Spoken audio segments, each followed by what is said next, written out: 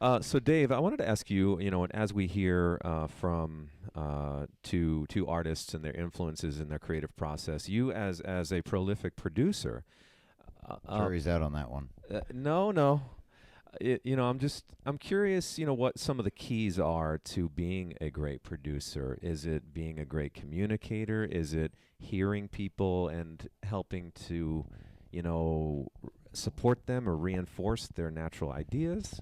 Yeah, it's such a loose word, and I think that it's part psychiatrist. At least I can only speak on me because I know that some producers are very like, money budget kind of producers, and I find equal merit in those guys, especially when there's horn players involved.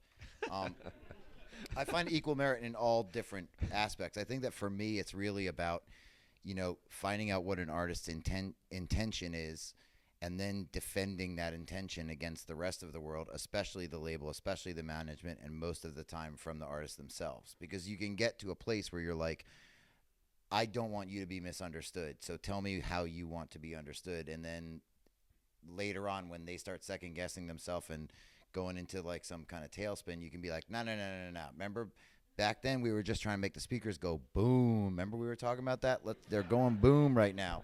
This other thing is you just reading blogs, like, and I think the nature of what we do changes, and again, it's back to what everyone was saying. It's flexibility is the new medium and as the new model. It's like you have to be able to change gears really quick, and a lot of times, you'll be dealing with someone who I have been so lucky. I've been able to work almost entirely with people who I'm in awe of. Like I really think that I work with the bee's knees.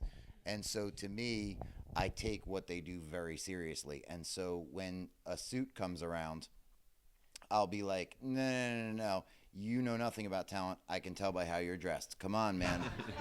Like we know what's going on here.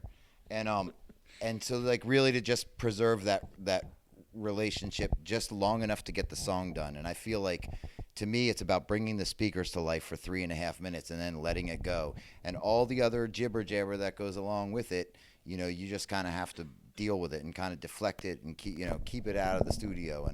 And to me it's really about lighting the speakers up. I mean, the stereo at my house is kind of a metaphor for the whole experience for me. It's I collect vintage stereo equipment, and I have a tri-amped setup with like Klipsch Cornwalls, and it becomes so loud it's no longer loud anymore because you're inside of the song. And my favorite thing is to work with artists, and then we go and we listen to it on that, and people get inside of the songs. And I was listening to like Eddie Kendricks and Pharoah Sanders and Eddie Harris and like all these crazy records, and I'll just listen back to back to back to all this like crazy stuff, Black Sabbath and then this and then that, and then I put their song on, and if we both high five each other, I feel like my job is done.